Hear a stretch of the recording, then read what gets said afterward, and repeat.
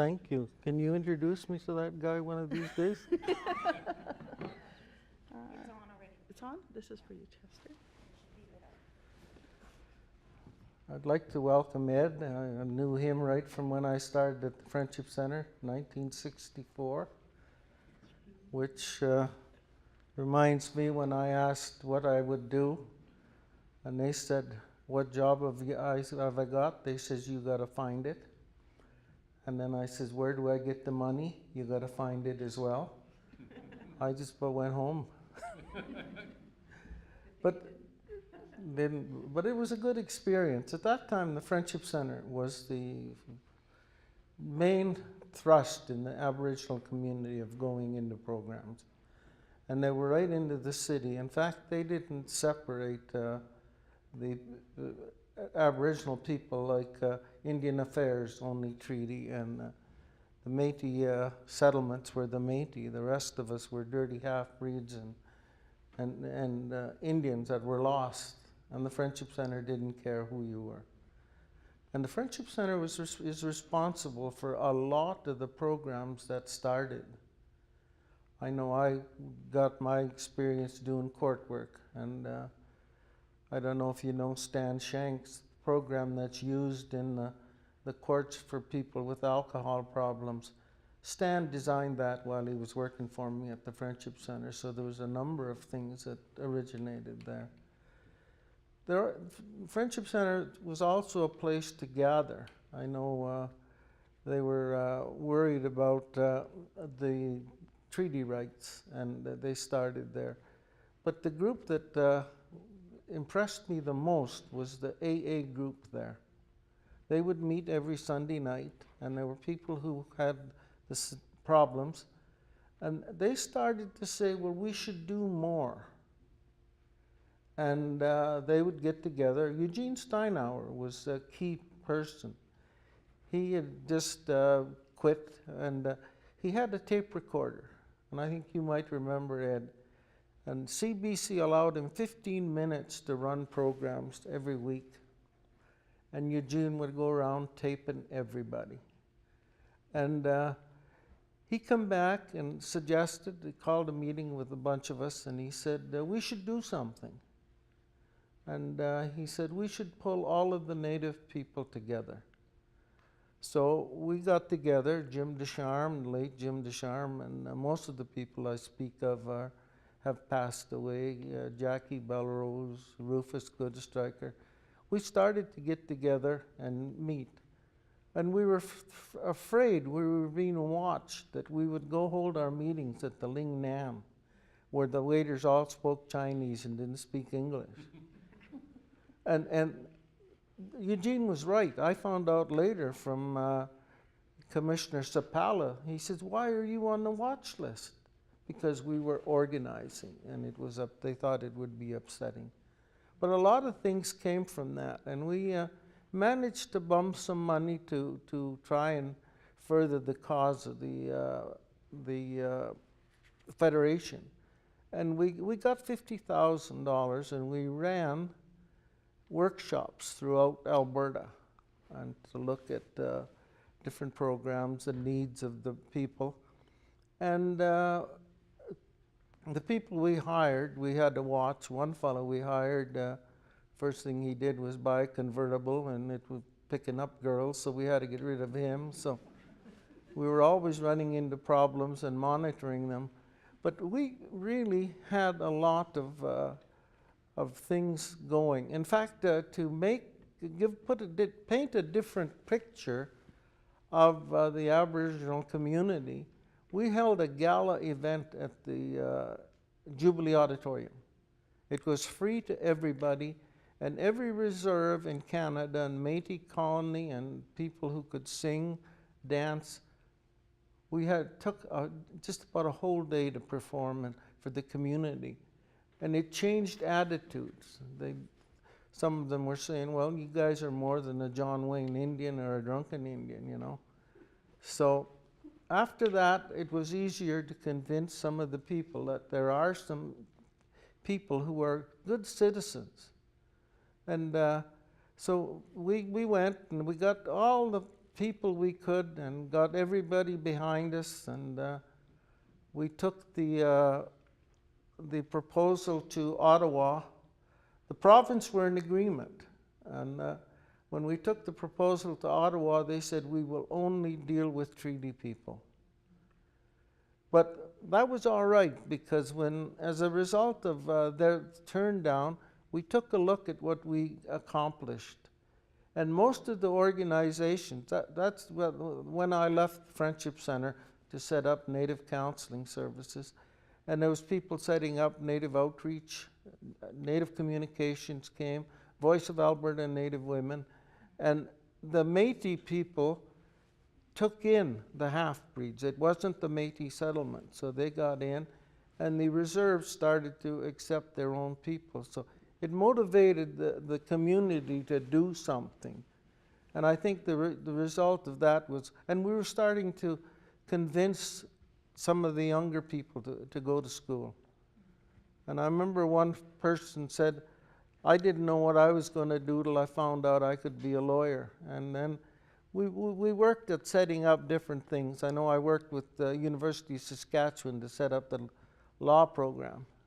In fact, the dean said we were setting it up, and to use it as an example, we wanted you to come. And I says, I never could study in school, so I couldn't study in law, so I couldn't stay where I was at. But a lot of them come, you know, some of them changed their occupation and did that. And it was always, and some of the people we had were Senator Gladstone, Rufus Goodstriker, Ralph Steinauer, Tommy Cardinal, Freddie, you name them, Freddie Reed, and they were all come, and they were all working at the same time. And it helped the leadership of the community, because a lot of the young people were saying, I want to be like Freddie Reed, I want to be like Rufus, or I want to be like one of the young lawyers. And it motivated the community, and the community got support from it. But it wasn't always easy. You know, I remember going to court one day and asking for time to pay, and the clerk said, no, you're not getting a docket anymore. And I says, well, why not? He says, well, you create too much work for our people. I says, how? And he says, my clerks have to write it out. I didn't say nothing. I went down the hill to see, and I ran into John Hart, and I said, the clerk refused to give me a docket. He said, go back to court. I went back to court. That clerk had to deliver me a docket every morning when I got there. So, you know, people were starting to recognize that we were doing something. I know Carl Rolfe and Sid Legg and Barclay were tremendous help. Once they got burnt by the previous person doing court work, because he was always speaking for his friends and getting them off, and they would bend over backwards. I remember one case I had, a young lady from Wabasca come in, and she was coming on bus and was supposed to hire a cab and go see her sister in Jasper Place. She hired the cab, but she didn't know the address. The cab driver drove around, and I remember he ran up a bill of $39.60 and delivered her to the courthouse, and she was in jail for transportation by fraud. And when she came out in the docket, she wouldn't even talk. And I tried to get in to see the docket, and they had a big Irish sergeant, and I says, I'm here to see the female prisoner. Who the hell are you?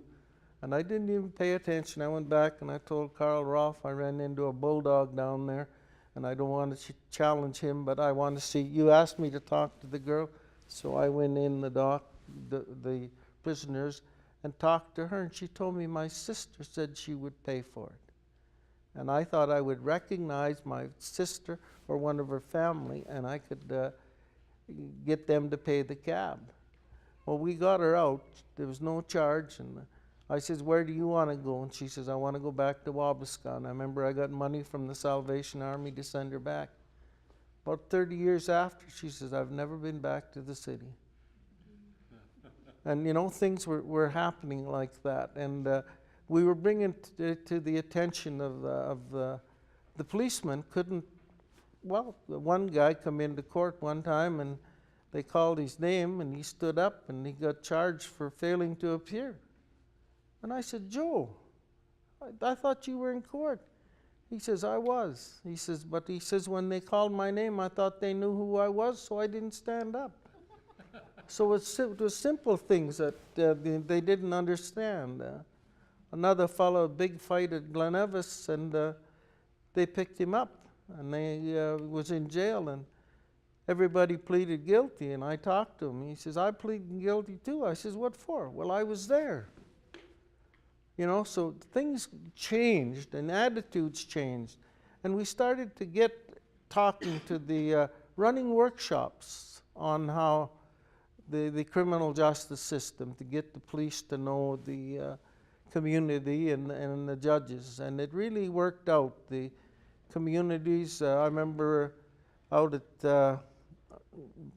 I think it was Chief Godwa, a good fish.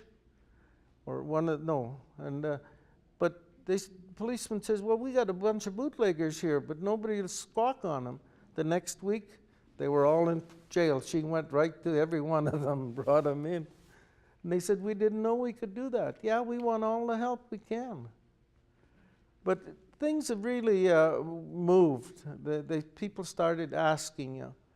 The thing that I was really proud that I got going. And my first objective was to reduce the native incarceration rate. But at the end, when I retired, I found out the most important thing, and the thing that I felt was I trained 25,000 people. And like Maureen, they'd come in, you know, not knowing, and they'd say, I can't do it. I said, you don't. If somebody comes to you, you say, I can do it, just give me a chance. And we set up our own training course. We brought different people in. And in 1975, Helen Hundley had a conference on Aboriginal people and criminal justice. And in her speech, she said the Native counselling reduced the Native incarceration rate by 22% in the years they operated. And that was including my time at the Friendship Center. But it was a real struggle, and it still is a struggle. People don't believe it can be done. And you have to accept people. You know, I very seldom got mad. I'd say, well, I want to talk to you, and I would take them aside and talk to them. And I would tell my court workers, you set the example. They're looking towards you. And the other thing was, I had 8 lifers on my staff, people that were supposed to have been write-offs. Gave them a chance. One fella I had down south was considered one of the 12 most violent people in jail. And I had him on parole, and I went to Calgary to see him. He said, I want to see you. And I thought, oh, mean guy.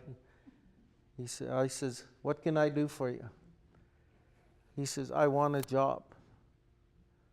I says, why is the change in attitude? He says, I looked at my family. I got 3 daughters in Kingston and 1 son. He ended up one of my better court workers. And, you know, a lot of people need the chance, and we were able to give them the chance. And if we made a recommendation to the government, they created the probation department wanting to create court workers.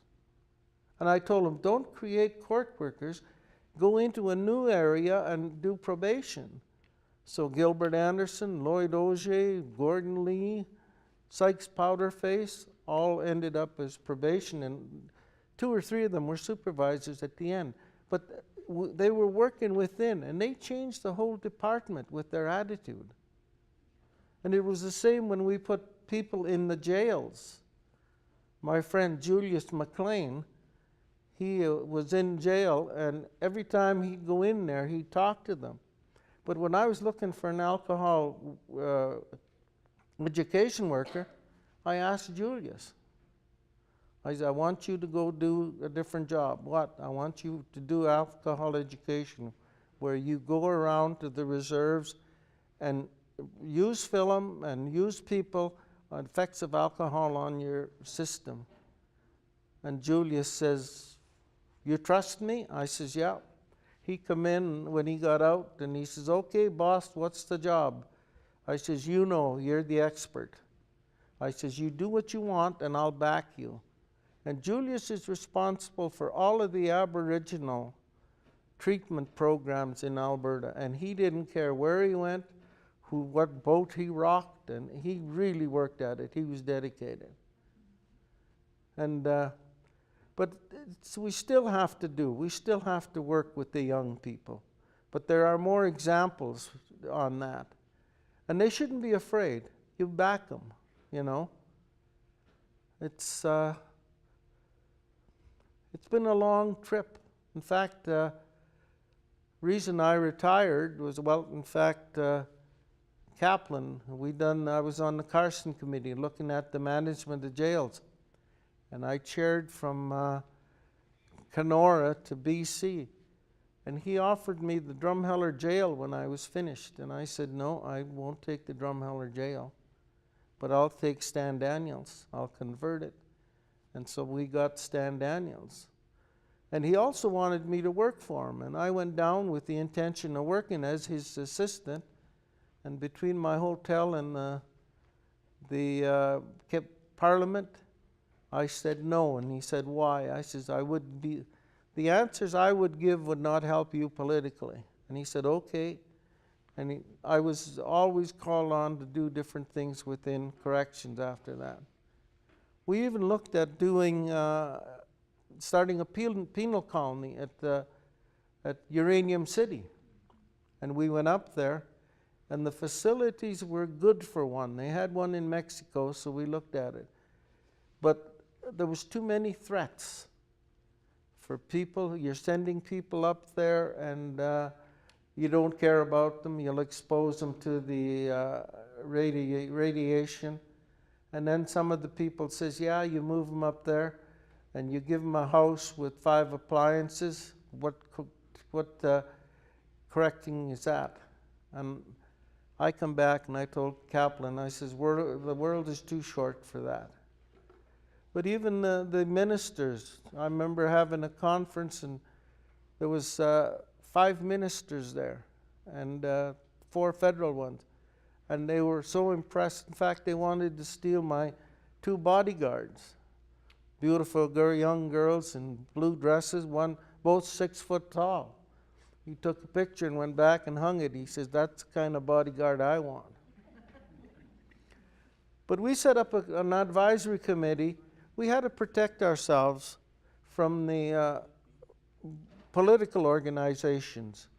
Because once we got going, the political organizations, and this was the Native Council of Canada, as well as the chiefs, National Indian Brotherhood, because they wanted the money we were doing and wanted to control.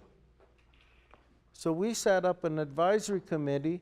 My friend Al Chartrand, who was doing the same job, as well as Cliff White, and we went to Bob Kaplan and said, we want this advisory committee, but to be an organization that is composed of people who are providing the service, not for political reasons.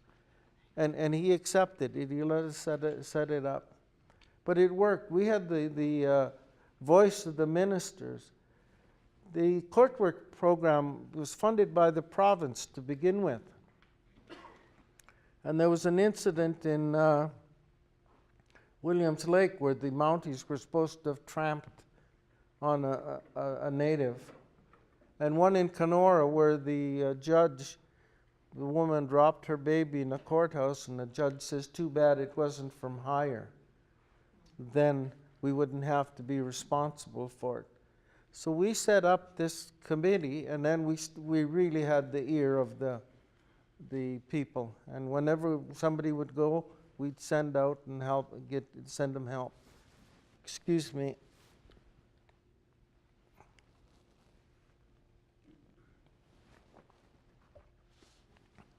I'm not used to talking this much.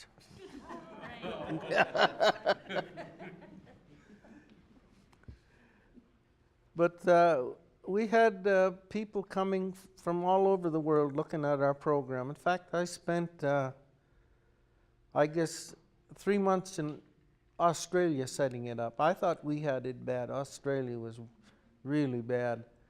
And they asked me to look at the programs. I was there on an international conference, and they hired me to look at their programs. I had the wife with me, and I said, oh, okay, we'll do that. So I took a leave of absence, and I went to every one of their jails. I went into Goulburn Jail, which was a super max, and they wouldn't let me in. But I had the authority of the premier, the prime minister. So I said, I'll go in there. And he says, well, we won't be responsible for you. I says, no, I don't want you. I don't even want a guard. I went in there and I spent 3 hours, and they couldn't figure out what was the matter. We were all laughing and enjoying it. And they said, how come they didn't attack you? I says, I treated them as people, not as animals. There's nothing wrong with them, because you don't know what to do is why you locked them up. And they said, we can't find any people. And I said, I've got 10 who will work in the institution. They hired the 10. They're still on staff. They're saying it's changing. But they were afraid to make a move. The only place I refused to go at that same one is New Guinea. The Prime Minister of New Guinea wanted me to go to be his Attorney General. And I walked out of there, and the guy says, don't go to New Guinea. They still eat little fat men. But they were all wanting help, and we've had people over here. And then elders in the institution was one thing that really, you know, the original idea was we would put them in there to work with the inmates, and it's surprising that the number of staff who would come to them with their problems. And it really worked. But they were afraid. You had to convince them to try something. And I still think that, well, they wanted that penal colony. I still think that penal colony would have worked somewhere. They sent me to Uranium City, and when the scare of getting burnt by that, and then they sent me to Queen Charlotte, where it rains 300 days a year, and I says, it'll be all crazy if I go up there. You're picking the wrong place. But they were asking questions before they'd done anything. And they started to hire Aboriginal staff, and it made a difference in there. But a lot of the people, there was a lot of groundwork done. You know, starting the Native Federation of Alberta, sometimes we'd have about 600 people in here, and talking about different things, what they needed. And some of the leaders. We even had a say in the leadership, because when the Métis Association had an election, we recruited. Eugene went up and brought Stan Daniels from Fort McMurray, where he was a shop steward, convinced him to come down and work as president. And then they wanted to the Indian Association. Somebody said they need a new leader. We went and recruited Harold Cardinal out of the university to come. And they come over and they started working together. And then Tony Belcourt was going to run against Stan Daniels. We convinced Tony to run for the Native Council of Canada, so we'd have two good people in. And George Manuel wanted to run against Harold. We convinced him to go to Ottawa, and then we have two people working on it. And that's where they started to get their strength. Maybe I'll let you people talk now.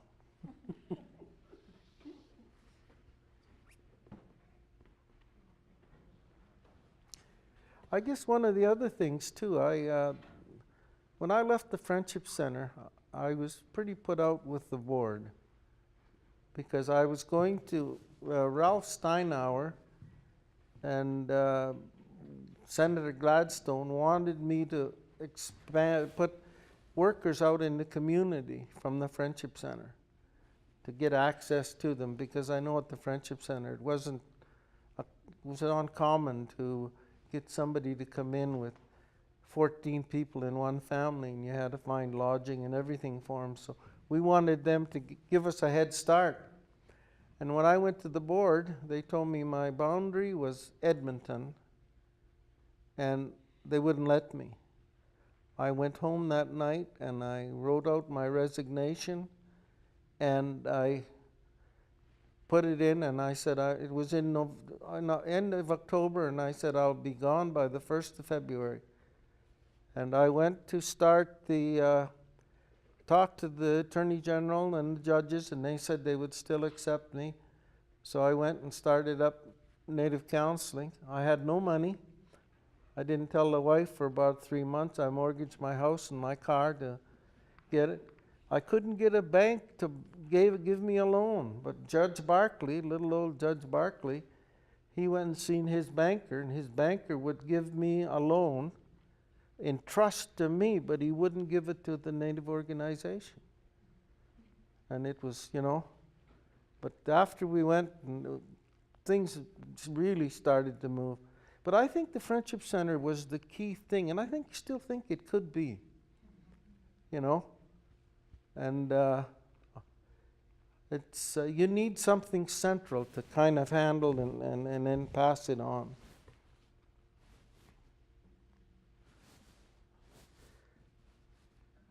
Where are you hiding? We only have one portable, so we might have to get you to stand and, Well, this one. does it reach? We'll switch microphones there. Oh, it's okay. If you want it, whenever you're ready to open it for questions. Well, I think now. No? Yeah. So we're just gonna open it up for questions, so anybody has any questions? Yeah.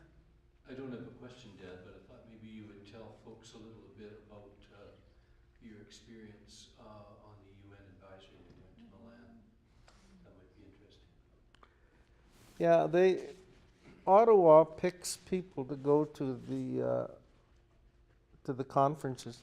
I was to go to the one in New Zealand, but there was still a lot of violence for the Aboriginal people, and so they wouldn't let me go. But I was selected as a non-government agency representative in Milan.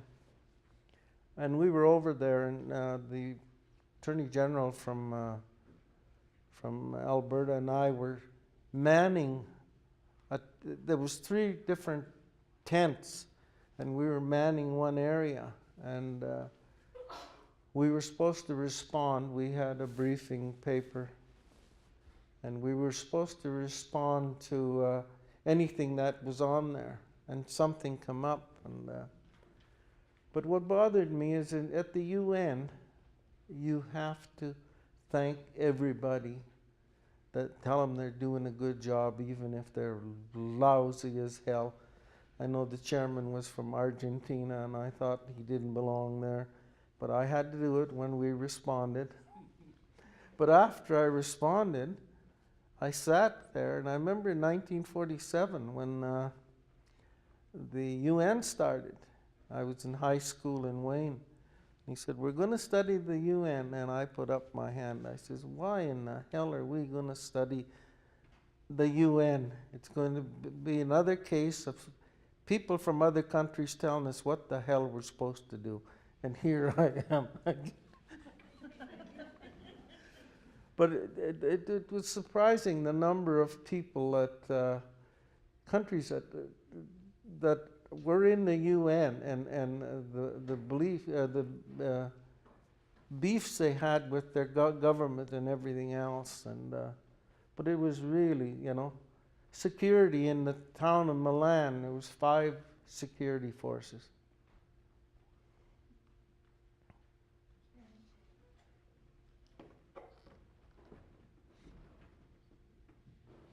Your old friend Val thanks you too, like Maureen did, for all the things that you did for Donna and I while we were at the Friendship Center, which was extensive. It really was. It's very much appreciated. I read something in the paper today, Chester, that I want to get your take on. It's about banishment. There's a band in Saskatchewan that's going to return to a traditional practice of banishing people who are drug users, drug sellers, people who have committed crime. So I'm interested to what you think of some of those traditional returns. I kind of ask because it's happening in my home community in Tulita in the Northwest Territories. They're banning the people who are running alcohol in from Norman Wells from the community. They've banished them and won't let them bring their boats in because all they're doing is bringing more alcohol. And it's an alcohol-free community. I wonder what you thought about that banishment idea. It's a chief in Saskatchewan who had a huge article in today's paper. Well, I think you don't have to banish. I think you could teach the people. I know Teresa Gadwa did. Nelson Smalllegs did it. In fact, Nelson was on the verge of being banished. And he come and asked, and I put him to work, and 3 years after, he ran for chief. And the chief at that time, old Morris McDougall, says, I'm glad you told us we shouldn't banish him, give him a chance. And I think you can solve it that way. But there's sometimes you have to. And if they're bringing it, then it's their responsibility to tell the police who's hauling it.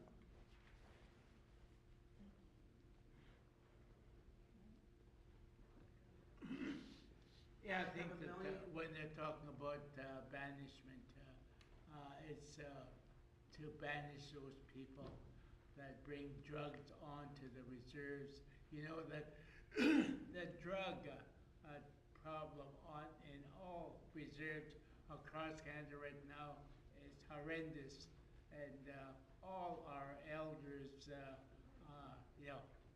when they say we should banish those that are selling drugs on the reserves, that's what I think they're talking about.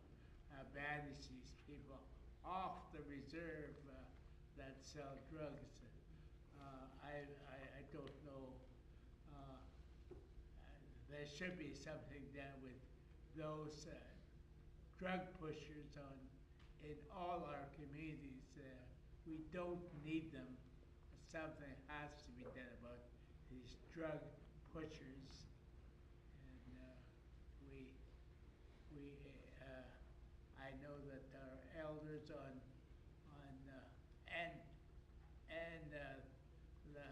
some of the chiefs and councils are beginning to seriously talk about it to try and solve the drug problem that exists on our reserves. Well, that was the same with alcohol. And then we went out there with the alcohol education workers, got the police, the chiefs, and everybody together, even the judges. In fact, some of the workshops, we asked, it was up to the community. And they said, we want the Catholic priest. Why do you want him? He's got more responsibility in this community than just saying Mass. And they even wanted the undertaker because they figured the undertaker was ripping them off. We want him here too. So we brought them all in. And I think you have to deal with it that way, let the whole community, because people are afraid of retaliation, you know. Nelson Smalllegs, his brother, had the right buddy thing. He was the police. And there was 3 or 4 people, young fellows from Pincher Creek bothering the young girls. He put them in his van and drove up into the mountains in the Porcupine Hills, took their boots and let them go. They never come back. Chester, I have so many questions for you, but I'll just ask 2. You know, I recently had the opportunity to tour a couple of jails and healing centers run by correctional services. And all I could think about was my first experience at the Max when Joe Cardinal, Rose Auger, and other elders were being challenged coming into the institutions to work with the guys, and maybe you can talk about some of the challenges they face, because I really attribute today what I see happening to the work that you did. That's one, if you could talk about that. And secondly, I think that you were ahead of your time in terms of the role that women played within Native counseling services. I think it was unique. And so maybe you could talk about some of the challenges for women back when you started. Well, I agree with you, the institutions, and they're protecting their territory, because if you put a liaison there, corrections always wants somebody to supervise. And they say it adds extra things, but they don't realize it that, and the new correctional group, I don't know where they're getting their training, but it's all lock up, lock up, lock up. And I know Chartrand and Cliff White and I used to visit the institutions, and we didn't hesitate to go to the minister and meet him at the prisons to make the change. But I don't think that's happening anymore. Your second question is, I did have trouble with my board of hiring a female. Pat Anderson, I wanted to promote Pat Anderson, and I got static from the board. She belongs at home. And I said, oh no, she doesn't. And it took me about 4 months before I got Pat promoted, or anybody promoted.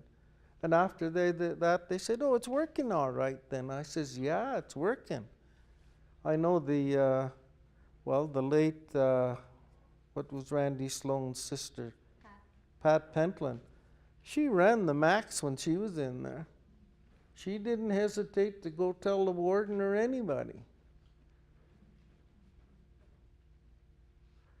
But you have to support your staff. You can't just leave them hang out there. Well, can you talk about the struggle that Joe Couture and you and some of the inmates went to bring pipes and ceremony into the institutions?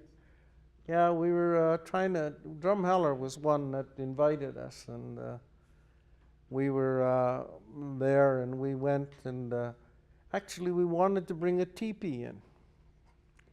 And one of the guys in charge of security had a complaint. So I went down to see Jutra, and the regional director from Saskatoon come out, and I says, what's your complaint about security? And he said, he says, they'll use them poles to pole vault over the 10-foot high fence. And I started to laugh. And they said, what are you laughing about? I said, if you find one of them doing that, enter him in the Olympics. Nobody will beat him. And I remember the security guy from Saskatoon says, that's it. But you even have to work with them. I know the crustiest ones at the drum, Wilford worked with them and had him on his side. But they didn't trust the pipe either, But also some of the elders we brought in caused us trouble by smuggling stuff in. And we had to be very, very vigilant on that,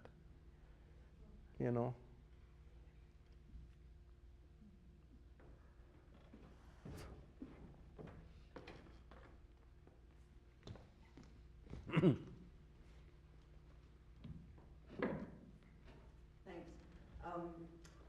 At the beginning of November, I should just introduce myself. My name is Catherine Bell, and I work in Indigenous Rights and Access to Justice at the Faculty of Law. And I've had the opportunity to do some work with Chester many years ago. But at the beginning of November, the Faculty of Law at the University of Saskatchewan and the Native Law Centre, where you've done some work, are hosting a meeting to talk about accreditation of Gladstone report writers. And there's some discussion happening as to whether or not there should be national accreditation. And I have really mixed feelings about that. And I'm just wondering if you have any opinions on that. And I guess an analogous situation might have been thinking about national accreditation of Aboriginal court workers, for example.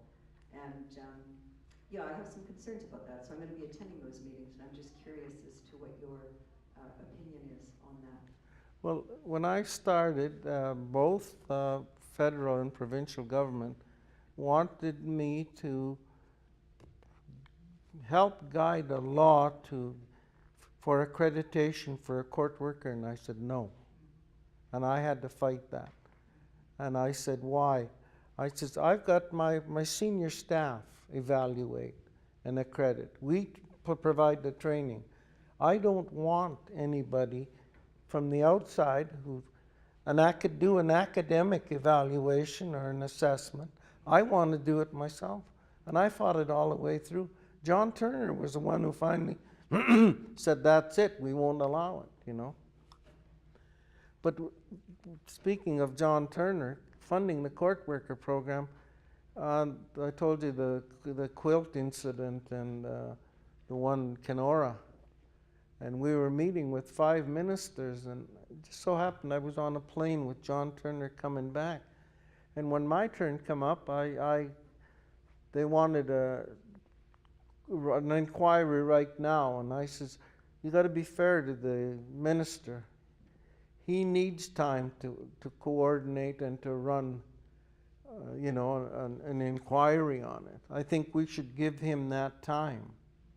But then I said, I think the native court workers should be funded by the federal government as well as the province.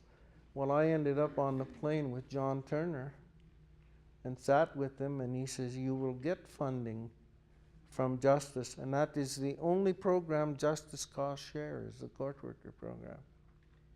Yeah, the current process that's piloted right now for the Gladstone reports is Justice is paying for them, so that if a judge asks for one, a report writer is hired by Randy Sloan's shop, and then off they go, and they have their criteria and their matrix, which was developed by Native Counseling Services, actually. So it's very local, based on local needs and based on community needs. And I'm just wondering if that was the same rationale that you had for keeping Native Counseling Services criteria and supervision local, or what were some of your concerns about making sure it didn't go to a national accreditation process? Well, I felt that, you know, I'm not exactly for the Gladue report. That's okay. Because I think we used to provide that information to the judges, the court workers. Yeah. And the court workers, I think, were in a different position. And I say this in regards to probation, parole, even prosecutors, is the court worker knows the client. And the other people don't. They're going by information from other people. I had an interesting case in Anchorage.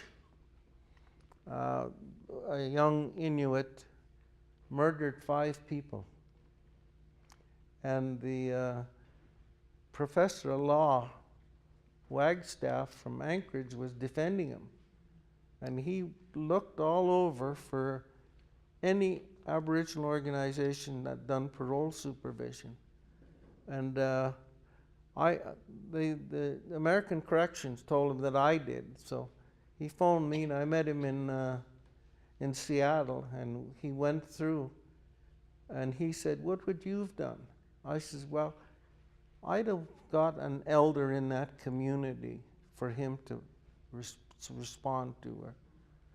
And I was on stand for 5 days from 9 in the morning to 4 for the Attorney General of Anchorage, of Alaska, to trip me up. And that's what he was doing. And finally, he said,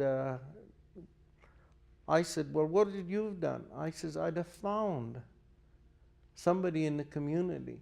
There was 5 incidents where he committed violent offenses, and nobody knew about it. And his way of reporting was he was supposed to write a letter to Anchorage and say how he's doing. And they used the basis that he got religion in the institution was why they let him out. Then they said, well, we're coming back for a trial in April. Can you come back? And I said, how long is it going to take? They said about 3 weeks. And I said, I'll arrange my calendar. And then the Monday after, the Attorney General abandoned the appeal. And the only good thing about it was the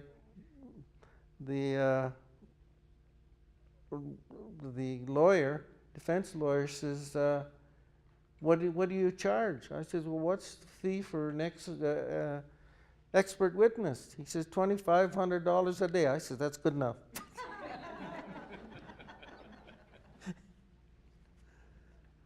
But it was really, you know, just in the isolated communities, you have to have somebody there. And the most qualified person is the elder.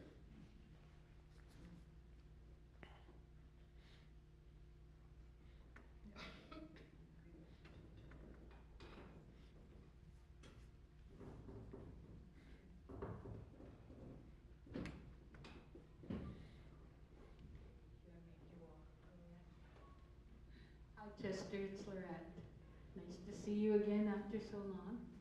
I just wanted to thank you because I started my career at Native Counseling Services, and I didn't think I knew how to do anything, but I sure learned a lot from the training, from the people, from the experience there, and from you, because you were always an inspiration. And I also heard stories about you from the Friendship Center, from my aunties, Lena and Georgina. So I kind of knew of your work there as well. So it was always, you know, I think when I was at Native Counseling, it was like being a part of a big family. We all cared about each other, and we wanted the best, and we wanted to do our best. And that's what we did there. So, you know, having that start at the beginning was a wonderful thing. You know, because then you go on to do more and more for the Native community. So, you know, you did inspire me a lot, and I just wanted to thank you for that. I also was very amazed, because one time we were having a staff outing and we were playing baseball. And I did not know that you could move that fast. It was amazing. I said, who was that? She was gone, all the bases. And it was so much fun. We had a ball. All the different things that we did, and it helped us to grow as individuals as well. So, you know, the good work you started is continuing, I think, with all the people that were there in the beginning. So I wanted to just say thanks. Thank you. You know, one of the things too that helped me, you know, I played ball, and I could really run. In fact, when I started doing the court work and going out to the reserves, to the communities, and everybody said, Chester Cunningham, they'd say, no, that's Chichimgats, little short legs. That's what they knew me as. But the Department of Justice wanted to do an evaluation on my management style. And they hired a fellow from California, spent time, and I said, that's very simple. No, what? I said, I manage like I do a ball club. Everybody is an expert, and you got to get them working together. And they were surprised. They come back and said, baseball and Japanese business were the family. And I says, I didn't know I managed any different. One of the girls that worked for me that I hired to go into law was just appointed a judge this month. Yeah.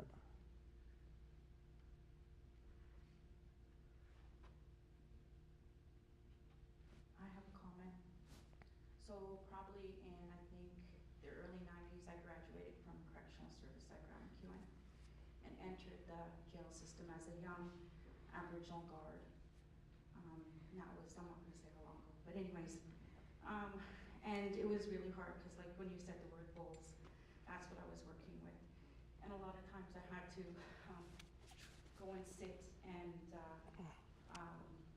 with the inmates. The staff wouldn't let me come sit with them.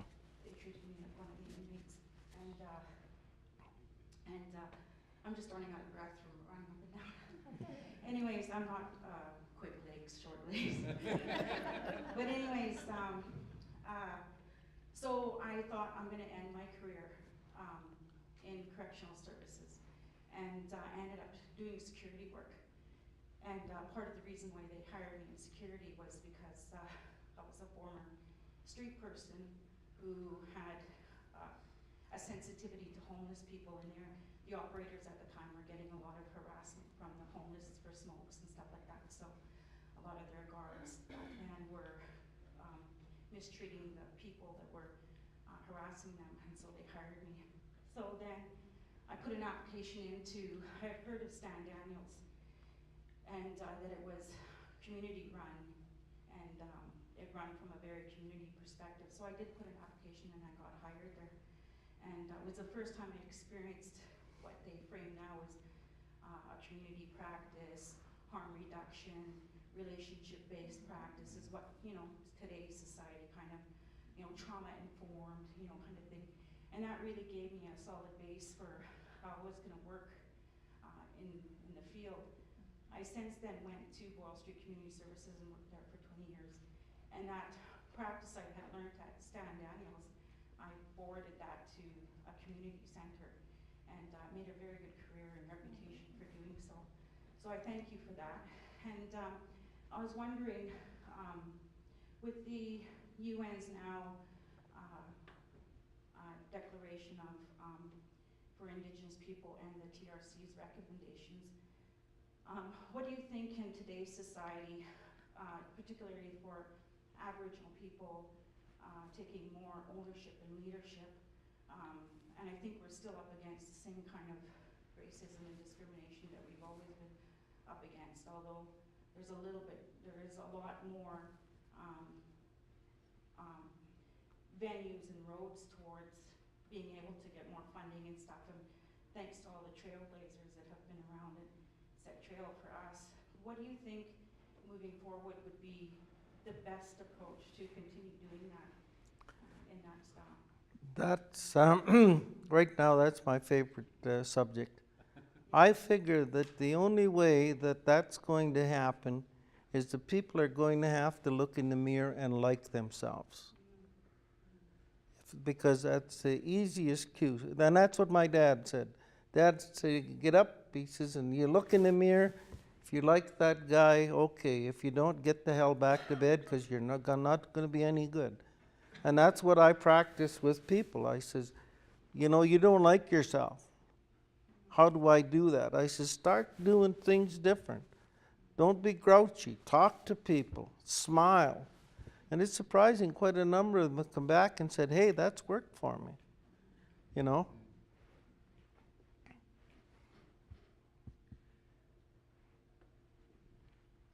Chester, just to pick up on what Karen was talking about, so one of the challenges that I see with Indigenous organizations is around funding. I'm not sure what the numbers are. I've heard different numbers bandied about that, Aboriginal organizations receive only a fraction of the funding that's available to non-Indigenous organizations to provide very similar services. We're always expected to do more with less. And one of the challenges I see is that funding criteria is like square pegs, and here we come with or square holes, and here we come with our round peg ideas, and right off the bat we don't fit.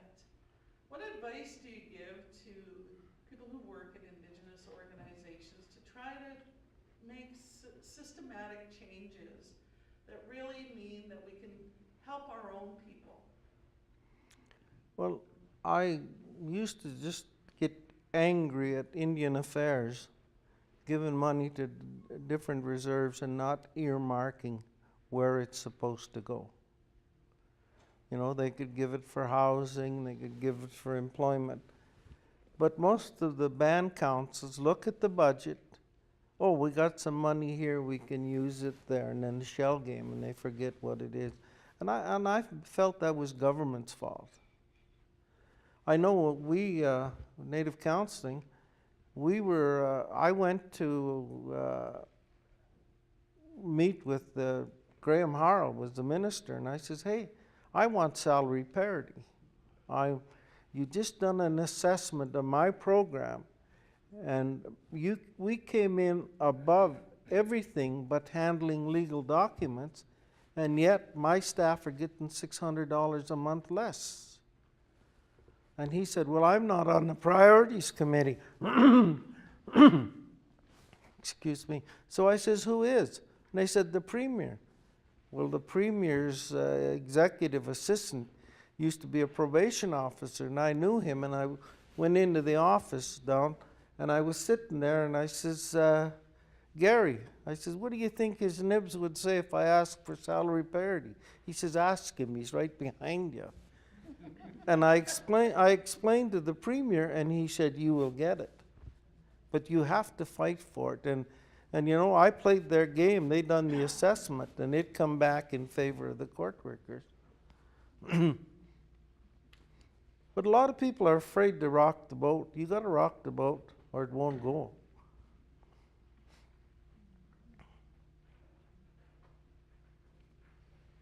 And I think the reserves should use the kokums more. And I say this because we had homemakers, and we had the bunch of grandmothers, and we would put them into homes that were having difficulty. And a lot of them didn't know how to shop, how to do anything, but the grandmothers would help with the discipline.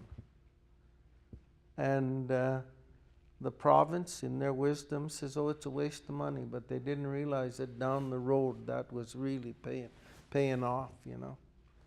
But I think that's a resource, you know, elders and the kokums especially. Comments?